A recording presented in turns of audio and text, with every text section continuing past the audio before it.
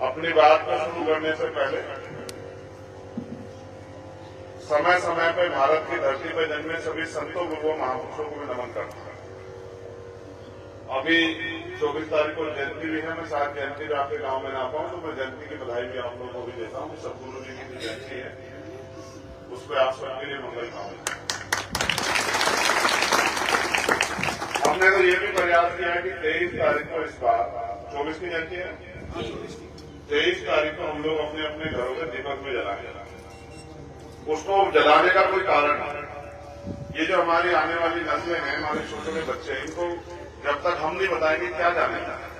बाबा साहब अम्बेडकर कहते थे कि जो कौम अपना इतिहास में जानती कभी वो भविष्य का निर्माण नहीं कर सकती, तो इतिहास को जानना जरूरी है। मैं गुरु जी के बारे में भी कुछ बताऊंगा, लेकिन अभी मैं आपसे ये कहना चाहता हूं, मुझे भूल के आपने याद करो कि जब हम आजाद नहीं थे तो हमें इस देश में जो दलित पिछड़े वर्ग के लोग बाल हैं, प्रजापति हैं, सैनी हैं, यादव हैं, गुर्जर हैं, जाट हैं, चमार हैं, वाल्मीकि हैं, धोबी हैं, पासी हैं, कोरी हैं, पटीक हैं, सैन हैं, विश्वकर्मा हैं। आजादी से पहले उनकी जिंदगी कैसी थी? कुछ बड़े लोग होंगे वो जानते हो कि क्या अधिकार थे और क्या क्या झेलना पड़ता था। राजा महाराजाओं का राज होता था। राजा महाराज लोग कहते थे वो कानून होता था, उसको मानना पड़ता था। राजा महाराजा कुर्सियों पे बैठते जैसे आज ये बैठे, और आम जनता जमीन पे, और जमीन पे भी नहीं बैठ सकती थी। जब राजा महाराज निकलते थे सब झुकाने पड़ते थे। फिर इस देश में समय का चक्र बदला और ये मुल्क आजाद हुआ।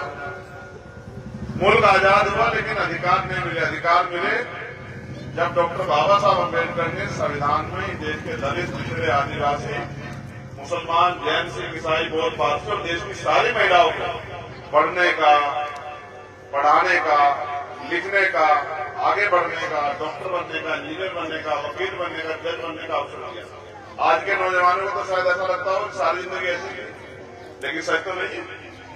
ये सच नहीं है कि जिंदगी ऐसी थी। ऐसी जिंदगी बनाने के लिए राष्ट्रपिता ज्योतिबा फूले से लेकर छत्रपति साहू जी महाराज से लेकर बाबा साहब अम्बेडकर से लेकर तमाम महापुरुषों ने अपने बच्चों का बलिदान दिया। उनका जीवन जो है वो सुख सुविधा के बगैर जिया, तब जाके अधिकार मिला। मैं आपको अपने दिल का दर्द अभी कहना चाहता हूं। मैं बहुत सच कह रहा हूं। अगर नेटोर के आसपास कोई अच्छा हॉस्पिटल होता तो आज सलीम हमारे बीच में होता, क्योंकि सलीम को जब दिक्कत हुई तो उसको उठा के लेके गए धामपुर, और धामपुर जाते जाते उसने दम तोड़ दिया। अगर अच्छा अस्पताल होता आपके आसपास, नेटोर के आसपास, तो बहुत सारे लोग की जान बचती। आप 70 साल से ज्यादा हो गए इस देश में आजाद हो गए, लोकतंत्र आए भी 70 साल करीब हो गए। कभी किसी ने महसूस क्यों नहीं किया कि भाई आपके क्षेत्र में भी कोई अच्छा हॉस्पिटल होना चाहिए जिसमें गरीब अमीर सब लोग जो हैं कम पैसे में अपने बच्चों का इलाज कराते हैं? आपके मरने से कभी किसी को फर्क क्यों नहीं पड़ा? अच्छे अस्पताल के साथ साथ अच्छे स्कूल, कॉलेज क्यों नहीं बने? आज भी वही जीवन बड़े पैमाने पे देश में गरीब लोगों को जीना पड़ा।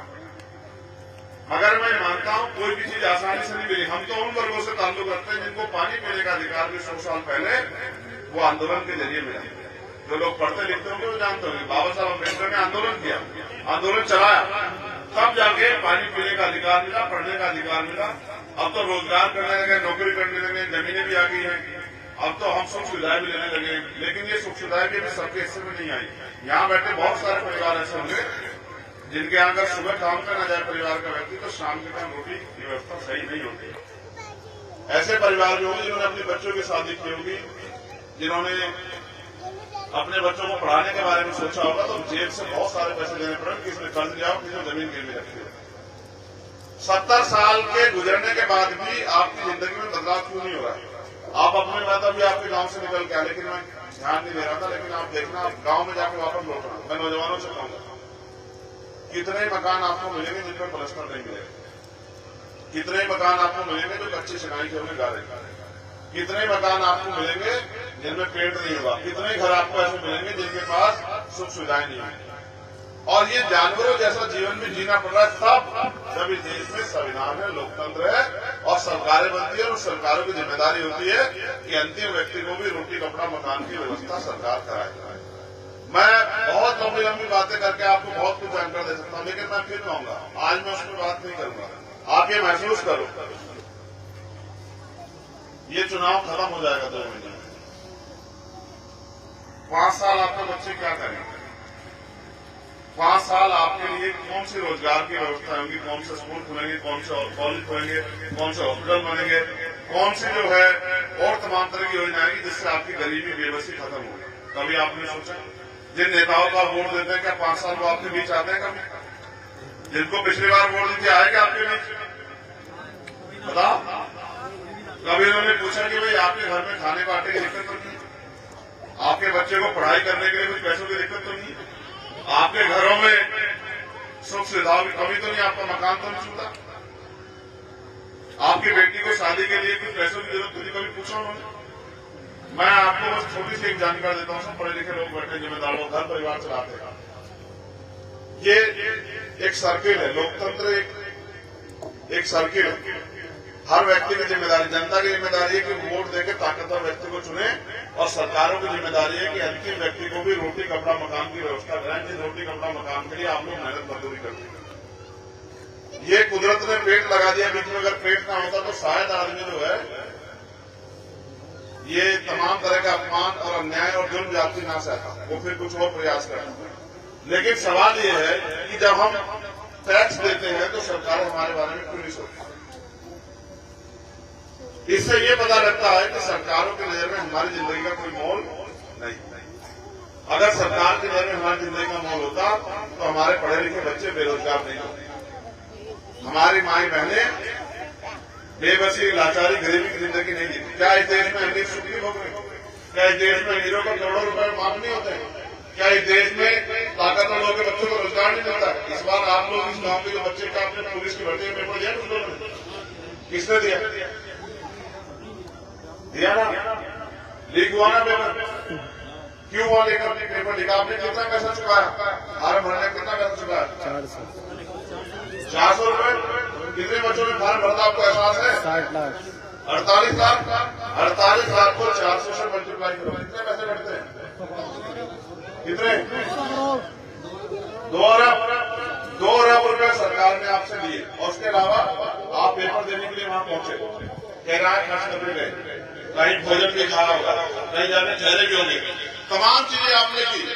लेकिन फिर सुबह आपको पता लगा, बहुत मेहनत करने के बाद आपने काम भी छोड़ा होगा इस पेपर को पास करने के लिए, लेकिन आपको सुबह पता लगा पेपर लीक होने, तो आपके सपने कुचलेंगे नहीं कुचलेंगे? इसकी सजा किसे मिलेगी? सरकार को या आपको? ये तो आपको मिल गया, आपकी जेब कटी है। सरकार पढ़े लिखे लोगों को रोजगार देने की बजाय, उनकी जेब में पैसा देने की बजाय, उनको भत्ता देने की बजाय जो पैसा उनके माँ बाप ने खून पसीना कमाया उसको भी लूटने का काम कर रही है। एक षड्यंत्र है। पैसे वाले लोग, सरकार के लोग नहीं चाहते कि आपके बच्चों की जेब में पैसे आए, रोजगार आए, क्योंकि रोजगार आएगा तब तो अपने मकान पक्के बना लोगे, तब तो सुख सुविधा ले लोगे। अब तो वो सारी सरकार नौकरियां खत्म कर रहे हैं, प्राइवेट सेक्टर बढ़ा रहे हैं, निजीकरण कर रहे हैं, और ये पूरा गठजोड़ है पैसे वाले लोगों का और सरकार के लोगों का। पैसे वाले लोग सरकार को पैसा देते हैं और सरकार के लोग, आज भाजपा की सरकार है, वो उस पैसे की सरकार बना के उनके लाखों करोड़ रुपए माफ करती है। आपका भी कोई पैसा माफ किया? आपका बिजली का बात माफ किया गया? बेच की बेच को कम करना, बेच बढ़ा। क्या आपका बिजली का बिल माफ किया? कितने पैसे का बिजली का बिल आता है? 300-400 कितने का? 400 रुपए का। आपको याद है कुछ दिन पहले, 7, 8, 10 साल पहले एक मुफ्त बिल आता था कि आज महीने में कितनी बिजली खर्च करो, 120, 130 रुपए का। सरकार ने यूनिट के हिसाब से पैसा लगा दिया कि आपकी जेब अच्छी तरह कटे। आप याद करो 5-7 साल पहले सिलेंडर कितने पैसे का आता था? 400 से 500 रुपए, 350, 450 रुपए का। आज कितने का आता है? 1100 रुपए। 1100 रुपए का। 1140 किसकी जेब कट रही है? गरीबों की, अमीरों की? आप महसूस करके देखो, पेट्रोल डीजल के दाम 50 रुपए थे 10 साल पहले और आज 100 रुपए के बराबर है। आपकी आमदनी भी बढ़ी क्या? कितने पैसे मिलते हैं मजदूरी करने में? 300-400 रुपए। 400 रुपए। आज भी अगर 600 में कहीं मजदूरी करोगे 200, 250, 300, 400 रुपया मिलता है, उसके अलावा कुछ नहीं मिलता। महंगाई आसमान छू रही है। महंगाई कौन तय करता है? सरकार। पेट्रोल के दाम कौन तय करता है? सरकार। डीजल के दाम कौन तय करता है? सरकार। बिजली के दाम कौन तय करता है? सरकार। सरकार। पेपर की भर्ती आएगी नहीं, कौन तय करता है? गवर्नमेंट ही करे। सरकार। स्कूल की फीस क्या होगी, कौन तय करता है? गवर्नमेंट ही। सरकार। हॉस्पिटलों में इलाज मिलेगा नहीं मिलेगा, कौन तय करता है? सरकार। सब कुछ सरकार करती है और सरकार जो पैसा खर्च करती है वो पैसा हमारे टैक्स का होता है। ये भी जान लो कि टैक्स कैसा होता है। आप 1 रुपए का सामान खरीदते हो, 28 पैसे सरकार के खाते में जाते हैं। आप अगर 5 साल में, 1 साल में, 1 महीने में, 1 साल छोड़ो, 5,000 रुपए का सामान खरीदोगे पूरा परिवार मिलेगा तो 1,400 रुपए सरकार के खाते में जाएंगे।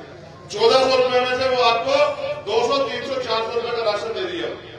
आपको कहती है राशन ले लो, वोट दे दो।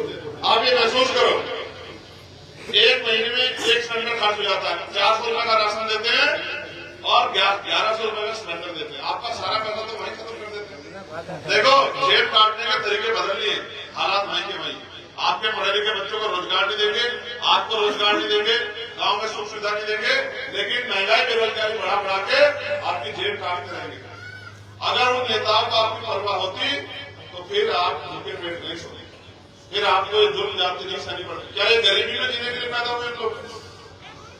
क्या गरीब लोग अपने पैरों में नहीं खड़े हो सकते? क्या गरीब सुख सुविधा नहीं ले सकता? क्या गरीब जानवर है? क्या उसके कोई सपने नहीं है? क्या बहन बेटे के सपने नहीं है? क्या नौजवान भाई के सपने नहीं है? ये लोकतंत्र है। जब राजतंत्र था तो मैंने आपको बताया कि राजा का आदेश सर्वोपरि होता था, मानना पड़ता था। ये लोकतंत्र है। जनता जिसको ताकत देगी वो ताकतवर हो जाएगा, और जो ताकतवर हो जाएगा वो कुर्सी पे बैठ के अपने लोगों की समस्याओं को हल कर सकता है। बाबा साहब अम्बेडकर कह के गए, political power is the master की, राजनीतिक सत्ता वो चाबी जो आपकी सारी समस्या हल कर देगी। लेकिन हम 10 रुपए का सामान खरीदते हैं तो 4 बार देखते हैं सामान खराब तो नहीं है। देखते हैं सर, 4 बार पढ़ के तम्बाकू जो खा रहे हैं हमारे सज्जन, तम्बाकू का पैकेट लगे तो खुला पैकेट तो नहीं, बंद ला दो पैकेट। अगर खुला पैकेट को वापस कर देते भी कर देते, नहीं भाई दूसरा दे। आप 10 रुपए का सामान खरीदते हो, मेरी बात को समझना, आप 4 बार देखते हो, आप करोड़ों रुपए से कीमती वोट देते हो, कभी नहीं देखते कि नेता आपकी आवाज उठाएगा नहीं उठाएगा, आपके लिए लड़ेगा, आपके बच्चों की आवाज उठाएगा नहीं उठाएगा, आपके क्षेत्रों में काम कराएगा नहीं कराएगा। आप बस जाति धर्म के आधार पर वोट देते हो। फिर आप ये सोचते हो हमारी जिंदगी नहीं बदलेगी। जब आप पैसे वालों को, ना काम करने वालों को, गैर जिम्मेदार लोगों को वोट दोगे तो भाई वो आपकी वोट लेके आपका काम शुरू करेंगे।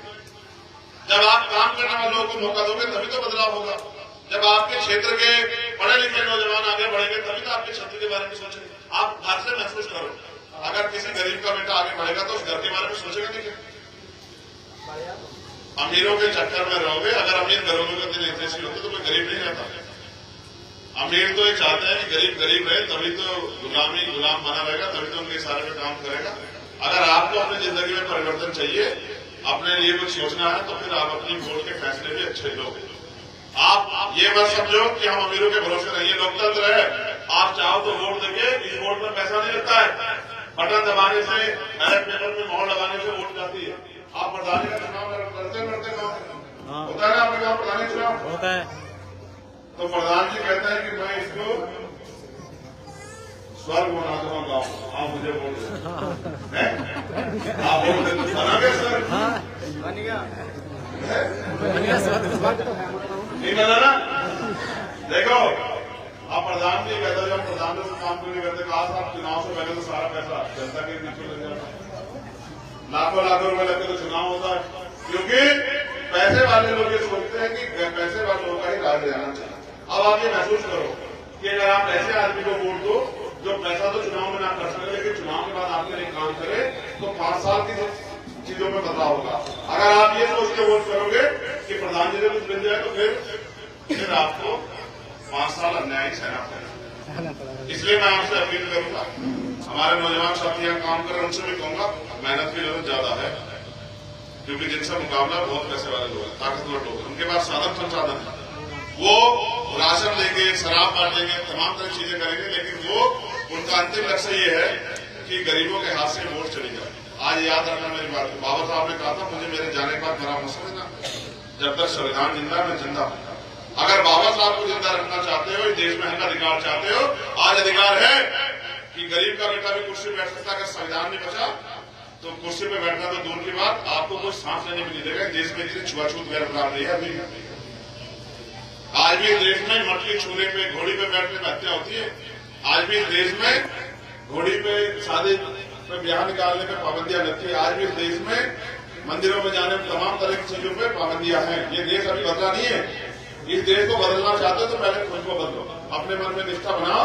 बाबा साहब ने कहा था राज रत्न तो चले गए। बाबा साहब से पूछा महाराणा ने, ये बाबा साहब आप तो कहते राज रत्न राज करेगा, तो ये तो मर गए।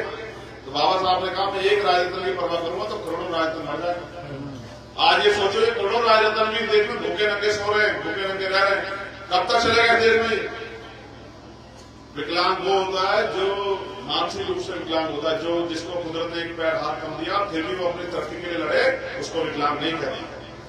अगर आप वास्तविकता में पढ़े लिखे लोग हो, आप वास्तविकता में अपने लिए कुछ सोचते हो, अपने बच्चों के लिए कुछ सोचते हो, अपने क्षेत्र के लिए कुछ सोचते हो, तो फिर अपनी ताकत बनाओ। जब तक आपकी ताकत नहीं होगी आपकी कोई सुनवाई नहीं करेगी। मैं तो अब आया, आपने यहाँ से कई लोगों को मौका दिया। आपने यशवीर सिंह जी को बनाया, यशवंत सिंह जी को बनाया, गिरीशचंद जी को बनाया, कितना काम किया आप देखो। मैं तो पिछले 11 साल से सड़कों पर लड़ रहा हूं और अब इसलिए मैदान में आया कि जब मैदान अभी चुनाव हो रहे हैं, कल चुनाव होने बंद हो जाएंगे तो नहीं क्या करेंगे।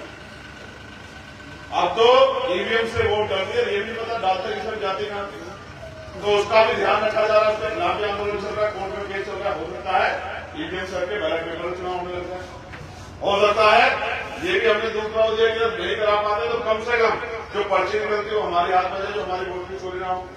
लेकिन ये तब तक बंद नहीं होगा जब तक जनता मन नहीं बनाएगी। लेकिन जब जनता मन बना लेती है तो बड़े से बड़ा तानाशाह भी उखड़ जाता है। अगर इस देश में स्वाभिमान सम्मान के साथ जीना, देखो जीवन जीना कोई बड़ी बात नहीं, जीवन जीना बहुत छोटी सी बात, जो पैदा हो गया वो जिएगा। बड़ी बात यह है कि स्वाभिमान सम्मान के साथ जीना, हक अधिकार के साथ जीना। गरीब अगर ये तय करके बैठ जाए कि मेरी जिंदगी यही है, मुझे बदलाव नहीं चाहिए, फिर तो कोई नहीं। लेकिन अगर कोई भी प्रयास करेगा, आपके बीच से क्या लोगों को बदलाव नहीं हुआ? जिन लोगों ने मेहनत की है, जिन लोगों ने काम से सही रास्ता अपनाया, उनकी जिंदगी बदलाव नहीं हुआ। बहुत सारे ऐसे लोगों के जिनके बस आपने कहा जहाँ अपने घर की दीवार को लिख दो कि हमें देश का शासक बनना है, लोग मजाक उड़ा रहे थे। लोगों ने कहा बाबा साहब हमारे यहाँ तो घर भी नहीं, दीवार पर कहा होंगे, हमारे यहाँ तो छप्पर पड़े पल्ले लगे। तो बाबा साहब ने कहा संविधान ने बहुत ताकत दी है आपको, संविधान के हिसाब से चलो, पढ़ो लिखो, रोजगार करो तो मकान भी होंगे और शासक भी बनोगे। आज मौका आया है कि हम अपने वोट का सही प्रयोग करके आने वाले कल को मजबूत करें, अपने आने वाले पीढ़ियों के बारे में सोचें। जितने नौजवान हैं आप मेहनत मजदूरी करके अपना घर चला सकते हो, लेकिन महसूस करो 10 साल बाद क्या होगा, आने वाली पीढ़ियों में क्या बचेगा? रोजगार बचेगा? नौकरी बचेगी क्या? कुछ बचेगा क्या? फिर क्या करोगे? आज लोकतंत्र है, संविधान है, तो आज संभालो। जैसे क्रांतिकारियों ने देश को बचाने के लिए लड़ाई लड़ी थी, इस तरह से लड़ाई लड़ो, तब जाके बदलाव होगा। और मेरा विश्वास है कि जो लोग ठगे जाते हैं वो ज्यादा दिन ठगी का शिकार नहीं होते। वो हमारे कहावत है दूध का दला भी छाछ भी खूब फूके पिता है, समझते हो इस कहावत को? क्या कहावत है तुम्हारी भाषा में? दूध का दला भी मट्टे को फूके पिता। हाँ, तो जो लोग भरोसा करके ठगे जा चुके हैं वो अब उन लोगों पर पैसे डालने पर भरोसा न करें। काम करने वाले व्यक्ति को मौका, कोई ऐसी लड़ाई नहीं है जो मैंने ना लड़ी। किसानों का आंदोलन, जब किसान अन्याय के खिलाफ लड़ रहे, पहलवानों का आंदोलन, जब पहलवान बेटियां अपने हक अधिकार के लिए लड़ रहे थे, चाहे 69 भर्ती में जब दलित पिछड़े वर्ग के बच्चों के अधिकार छीन लिए उनकी लड़ाई, चाहे SC/ST एक्ट को जब कमजोर किया गया उनकी लड़ाई, चाहे NRC की लड़ाई और CA की लड़ाई, चाहे दिल्ली में गुरु घाट टूटा उसकी सारी लड़ाइयां लड़ी। और आज भी अगर किसी में जुड़ जाती है सबसे पहले हम लोग पहुंच के उसको न्याय दिलाने काम करते हैं। लेकिन सवाल ये है कि सड़कों की लड़ाई से वो नहीं हो सकता जो करना, उसको करने के लिए राजनीतिक ताकत नहीं होती। ताकत आपके हाथ में, आपके मुल्क में, आप जिसको चाहोगे तो ताकत मिल जाएगा, आप जिसको चाहोगे कमजोर हो जाएगा। बस ये आपके मन पक्के करके फैसले लेने, अपनी नस्लों के बारे में सोचो। जब ये आप फैसले लोगे तो बड़े बड़े परिवर्तन होंगे। ठीक है, तो आज तो मैं आपके वैसे जाने की याद चाहता हूँ कि 6-7 मीटिंग बाकी है, मैं फिर आऊंगा किस दिन आपके गाँव में। लेकिन मैं ये आशा उम्मीद करूंगा कि आप इस गरीबी बेबसी को काटने के लिए अच्छे फैसले लोगे। लोगे नहीं लोगे बताओ, हाथ मांगे, दोनों हाथ मांगे बताओ। नहीं, मैं आपकी हालत समझता हूँ। आप में से ज्यादा लोग मेहनत मजदूरी करते हैं, और कितने लोग मेहनत मजदूरी करते हाथ खड़ी कर, ऊपर उठाओ तब दिखाई देगा। हाँ देखो, 1 मिनट के लिए और सुन लो मुझे, फिर शांत हो गए। कितने पैसे मिलते मेहनत मजदूरी करके एक दिन के? 400 रुपये रोज मिल जाती है मेहनत मजदूरी। कितने दिन मिल जाती है महीने में? प्रधान जी है यहाँ के गाँव के? यहाँ कहाँ है? कौन है प्रधान जी? क्या मनरेगा का पैसा आ रहा है क्या? है?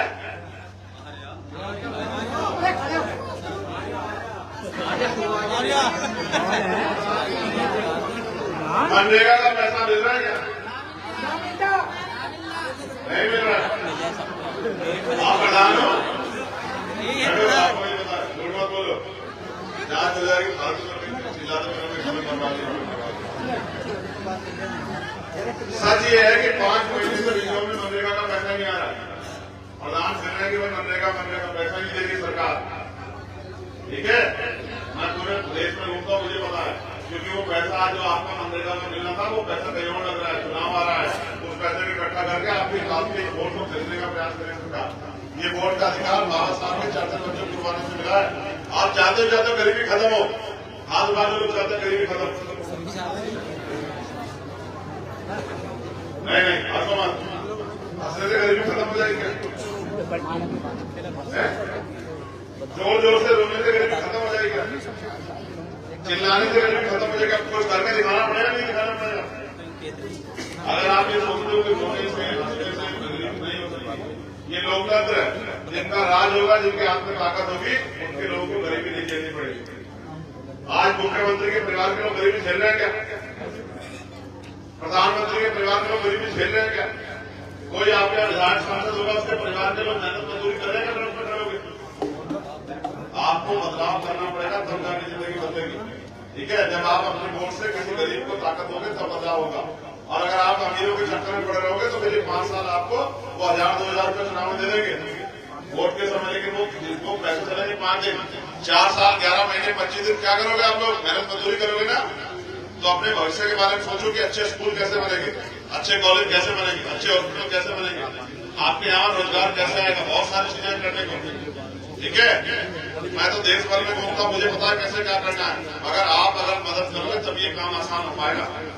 जब आप काम करने वाले व्यक्ति को मौका दोगे नहीं दोगे मौका? बताओ पहले, लोकतंत्र में मौका कैसे मिलता है? कैसे मिलता बताओ? जोर से बताओ, जोर से। अगर मैं यहाँ कहता कि चलो यहाँ नौकरी मिल गई तो इतनी जोर जोर से खड़ी होती, हमें दे दो। अभी मैं पूछ रहा हूँ तो देखो कैसे बोल रही। गरीबों को मुफ्त की सारी चीज जहर भी मिल जाए, वो भी लेते हैं गरीब। जितने नहीं मिलते बताओ आप जहर बांट तो गरीब उसको भी ले लेगा, सोचते कि इसमें भी कुछ है। सच ये है, गरीबी बेबसी खत्म करने का एक ही तरीका है कि आप शासन सत्ता में आओ। जब तक आप शासन सत्ता में आओगे गरीबी खत्म होगी। तो मैं अभी जाऊंगा, क्योंकि मुझे जाना कौन से गाँव? वहाँ भी लोग इंतजार कर रहे हैं। ठीक है, मगर मैं आपसे अपील करूंगा कि इस बार जब आप लोकसभा चुनाव में वोट डालने जाए तो आजाद समाज पार्टी के चुनाव सिंबल केसरी में वोट देके चंद्रशेखर आजाद को आपकी सेवा करने का मौका दें, क्योंकि जब चंद्रशेखर आजाद इस हैसियत में होगा तभी आपकी लड़ाई लड़ पाएगा। ठीक है, ये दादी को समझ में आ गया? तुम लोग तो मुझ छुपा देना शुरू कर दोगे। ये अच्छी बात है कि गांव के सम्मानित बड़े लोग बैठे हैं, आपको मुंह करना पड़ रहा है, मगर आप भी बताओ, जब मेहनत मजदूरी करती हो तब क्या करती हो? तब कौन से मुंह छिपाती हो? जब खेतों में काम करती हो, घास काट के लाती हो, तब क्या करती हो? इसमें इज्जत नहीं है। इज्जत है जब आपकी घर में पैसा आएगा तब होगी इज्जत, समझ रहे हो? उससे पहले कोई इज्जत नहीं है। गलत फहमी निकालो, आपको लगता हो कि इज्जत है, कोई इज्जत नहीं है। इज्जत वो है, इज्जत पैसे वाले की होती है, देश में गरीब की इज्जत होती है क्या? नहीं होती। इसलिए अपने बच्चों के बारे में सोचो, इनका बच्चों का क्या होगा भविष्य, जो आने वाले बच्चे हैं। ये बताओ नौजवान, रोजगार चाहिए नहीं चाहिए? चाहिए। तो रोजगार देने का, रोजगार का निर्धारण कौन करता है? सरकार करती है ना। जब तक तुम सरकार से बाहर हो क्या करोगे? अपनी ताकत बनाओ। ठीक है, मेहनत करो, लोगों को तैयार करो, घर घर जाके समझाओ, तब जाके बनेगी बात। ठीक है, हमें जाने